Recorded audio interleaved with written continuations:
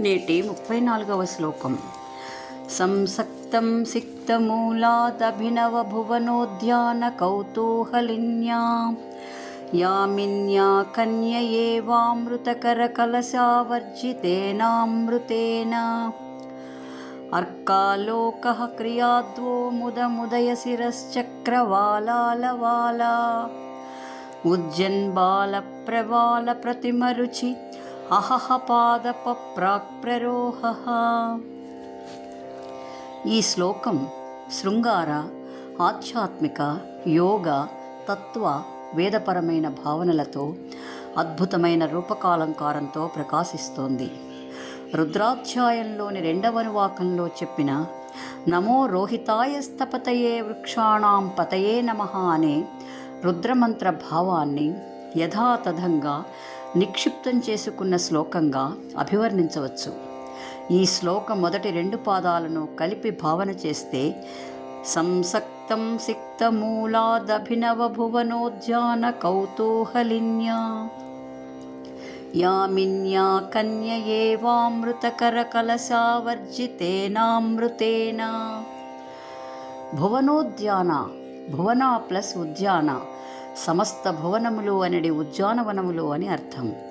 ఉద్యానవనం అనగా తోట లేదా వృక్షముల సమూహాన్ని ప్రస్తావించటంలోని అంతరార్థం ఏమిటంటే, ముఖ్యంగా వృక్షములు మాత్రమే సూర్యకాంతిని ప్రత్యక్షంగా గ్రహించి కిరణజన్య సంయోగక్రియ ద్వారా ఆహారాన్ని ఉత్పత్తి చేసి భూమి మీది సకల జీవులకే కాక హవ్య కవ్యములతో దేవతలు, పితృదేవతలకు సైతం పుష్టిని కలిగిస్తున్నాయి.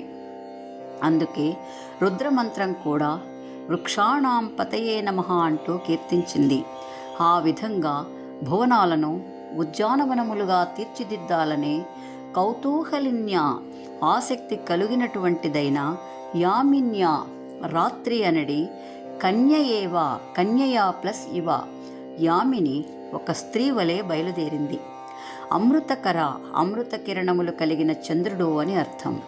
కలశ, ఆ చంద్రబింబమును కలశముగా చేసుకుని అనగా అమృతకరుడైన చంద్రునే కలశముగా పట్టుకుని ఆవర్జితం ప్లస్ ఏన, ఆవర్జితేన, ఏన అనగా ఇది అని అర్థం. ఆవర్జితం అనగా క్రిందకు వంచబడిన, కుమ్మరించడం అనే అర్థములే కాకుండా ఎన్సర్కిలింగ్ అనగా కౌగలించుకున్నట్లుగా తన 2 చేతులు వయ్యారంగా ఆ కలశం చుట్టూ సున్నితంగా వేసి ఆ చంద్రకలశాన్ని పట్టుకుని అని అర్థం. అమృతేన, ఆ కలశంలో ఉన్నది ఏమిటంటే సాక్షాత్తు అమృత కిరణుడైన ఆ చంద్రుడు కులిపించే అమృతధారలను నింపుకుని ఆ విభావరి బయలుదేరింది. అమృతం అని ప్రయోగించటంలోని అంతరార్థం ఏమిటంటే అజరో అమరో అవ్యయ అని చెప్పినట్లుగా అజరామరమై తరగనటువంటి శాశ్వతమైన దానికి అమృతం అని పేరు. అటువంటి అమృతధారలతో సంసక్తం, కట్టుబడి ఉండడం, ఆసక్తిని కలిగి ఉండడం, నిరంతరాయంగా ఆ పని యందు లీనమై విడదీయరాని బంధంతో మిక్కిలి కోరికతో ఉండడం అంటూ విశేషమైన అర్థములు ఉన్నాయి. రాత్రి అనే ఆ స్త్రీ చంద్రబింబమనే అమృత కలశాన్ని జాలువారునట్లుగా పట్టుకుని మూలం, సకల జగత్తుకి ఆధారమైన లేదా చెట్టు యొక్క వేర్లను, సిక్తం నానబెట్టుట లేదా తడుపుట అని అర్థం. రాత్రంతా నిరంతరాయంగా అమృత కిరణుడైన ఆ చంద్రకలశాన్ని పట్టుకుని అమృతధారలతో వృక్షమూలాన్ని తడుపుతున్నది అని చెప్పవచ్చు. దీనిని జాగ్రత్తగా పరిశీలిస్తే రుద్రాభిషేకంలోని అంతరార్థం కూడా ఇదే. వృక్షస్య మూలసేకేన శాఖా పుష్పతి వై యథా శివే రుద్రజపాత్ ప్రేతే ప్రేత ఏవా అన్యదేవతాః అని చెప్పినట్లుగా కనిపించని వృక్ష మూలంలోని వేర్లకు నీరు అందిస్తే ఏ విధంగా చెట్టు పుష్పించి ఫలిస్తుందో అదేవిధంగా రుద్రానువాకంతో ప్రీతిగా భక్తి శ్రద్ధలతో ఈశ్వరుని అభిషేకించటం వలన సర్వదేవతలు సంతుష్టులై ఈ విశ్వం అనే వృక్షం సుభిక్షంగా ఉంటుంది. అనగా విశ్వవృక్షానికి మూలం ఈశ్వరుడే. ఆ విధంగా యామిని అనే స్త్రీ అమృతధారలతో రాత్రంతా మూలాన్ని తడపడం వలన అభినవ నూతనమైన ఒక క్రొత్త మొలక అంకురించిందట. ఆ మొలక ఏమిటో, ఏ వృక్షానికి సంబంధించినదో తరువాత 2 పాదాలలో వివరిస్తున్నాడు మయూర మహాకవి. అర్కాలోకః క్రియాద్వో ముదముదయ శిరశ్చక్రవాలాలవాలా ఉజ్జన్బాల ప్రవాల ప్రతిమరుచిరః పాదప ప్రాక్ప్రరోహః. ఉదయశిరః ఉదయ పర్వతం అనగా ఆ తూర్పు కొండ శిఖరముల యొక్క చక్రవాలం గుండ్రంగా ఉన్న శిఖరముల సమూహము అనడి, ఆలవాలం చెట్టుకి నీరు పోయడానికి ఏర్పాటు చేసిన పాదు అని అర్థం. తూర్పు కొండ శిఖరముల సమూహం అనేడి పాదునందలి ఆ వృక్షమేమిటంటే అహహ పగలు అనడి, పాదపం అనగా వృక్షము అని అర్థం. కేవలం వేర్ల ద్వారా లేదా మూలం ద్వారా నీరు పీల్చుకుంటుంది కాబట్టి పాదపం అనే పేరు వచ్చింది. రాత్రి అనే ఆ స్త్రీ అమృతకరుడైన చంద్రునే కలశంగా చేసుకుని ఆ కలశం నిండా అమృతధారాలను నింపుకుని తూర్పు కొండల సమూహ మధ్యంలో ఉన్న పాదులో పగలు అనే ఆ మొక్కకు ఆవర్జితేన భక్తి శ్రద్ధలతో నిరంతరాయంగా రాత్రంతా వినమ్రంగా ఆ కలశాన్ని అమృతధారలు జాలువారునట్లుగా కొద్దిగా వంచి పట్టుకుని నీరు పోస్తున్నది అని చెప్పవచ్చు. ఇదే భావాన్ని శ్రీ రంగనాథ పాదుకా సహస్రం అనే గ్రంథంలో అభిషేక విధిని వర్ణిస్తూ మూలం పదావని ముకుంద మహీరుహస్త్వం ఆవర్జితైస్త్వైరు శుభైరభిషేకతోయై అని చెప్పడం జరిగింది. అదేవిధంగా యామిని అనే స్త్రీ పగలు అనే వృక్షానికి నీరు పోసినట్లుగానే విశ్వవృక్షానికి మూలమైన శివలింగానికి కూడా భక్తితో వినమ్రంగా అభిషేకించాలి. వాస్తవానికి అది శివుని శిరస్సు కాదు, విశ్వవృక్షానికే మూలం. సాక్షాత్తు గంగమ్మ తల్లి సైతం శివుని అనుమతితోనే ఆయన శిరస్సుపై పడగలిగింది. అనగా శివుని శిరస్సుపై నీరు పోసే అర్హత మనకు లేదు. అందుకే మహన్యాసం అవసరమవుతోంది. అందుకేనేమో రుద్రాధ్యాయ ప్రథమ అనువాకం మొత్తం వేదమాత ఈశ్వరుని ప్రసన్నం చేసుకోవడంతోనే పూర్తి అవుతుంది. నమస్తే రుద్రమన్యవ, స్వామి నీ కోపానికి నమస్కారం అంటూ ప్రారంభించింది. అదేవిధంగా భక్తి శ్రద్ధలతో పగటి మొక్కకు నీరు పోయడంతో బాలప్రవాళం, ప్రవాళం అనగా పగడం అనే అర్థమే కాకుండా క్రొత్త చిగురు లేదా మొలక అనే అర్థం కూడా ఉన్నది. అంతేకాదు పగడము కుజగ్రహానికి సంకేతం. కుజుడు ఉష్ణ స్వభావంతో అగ్నితత్వంతో కూడినటువంటి గ్రహం. ఎర్రని వర్ణం కలవాడు, భూదేవి యొక్క కుమారుడు.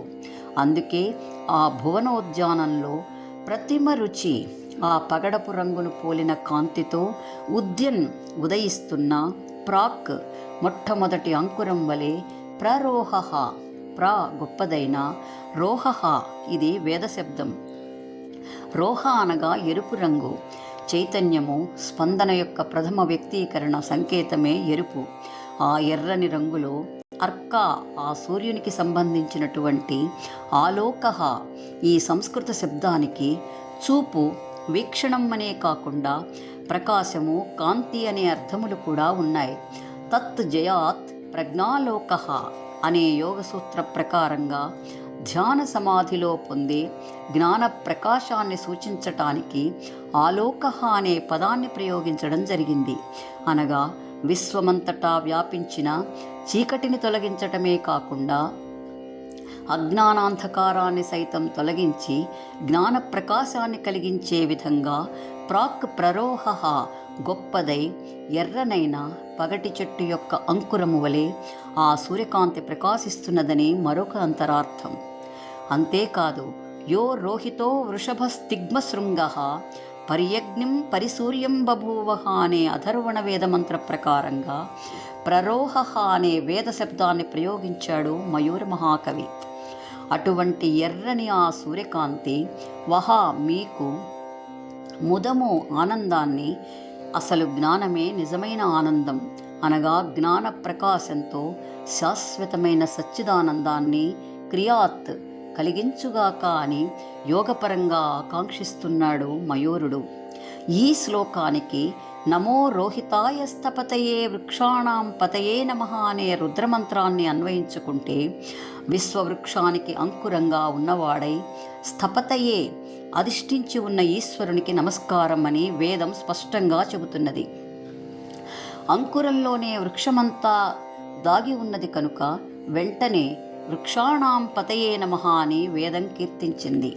స్థపతయే అనగా స్థాతాచ అసౌ పాతాచేతి స్థపతి అనే వ్యుత్పత్తి ప్రకారంగా స్థిరంగా అధిష్ఠించి ఉండి కాపాడువాడు అని ఈశ్వరపరంగా చెప్పుకుంటే ఆ రుద్రుడే సూర్యదేవుని రూపంలో తూర్పున అధిష్ఠించి పగలు అనే వృక్షానికి అంకురమై రోహిత వర్ణంలో ప్రకాశిస్తూ విశ్వమంతటికీ చైతన్యాన్ని ప్రకాశాన్ని కలిగిస్తూ కాపాడుతున్నాడని మరొక అంతరార్థం.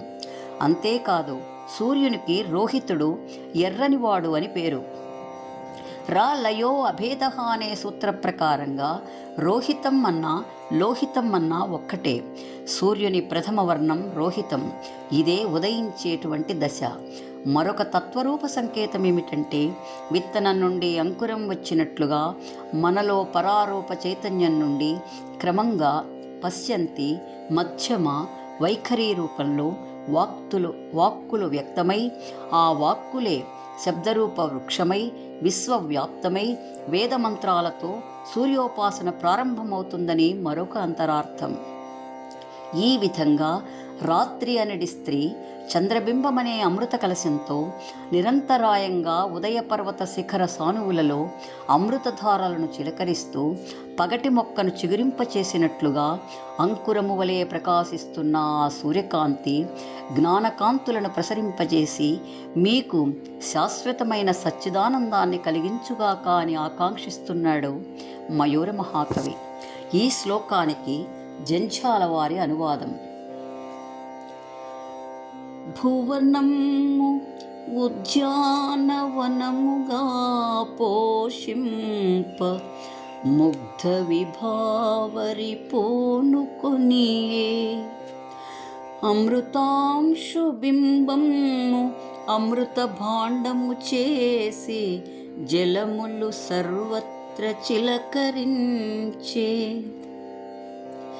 బంగారు నాగళ్ళ పదునైన రీతిలో ఉదయ పర్వత భూమి పాదు చేసి దినవృక్షమును నాటి తేజరిల్లుచునుండ వెలుగుల చెట్టుకు బలము పెట్టి అంత పెరుగ సాగిన చెట్టు అందగించి లేత చిగురాకు జంపారు పూతవెట్ట భువన మెల్లను బంగారు భవనమయ్యే సోదరా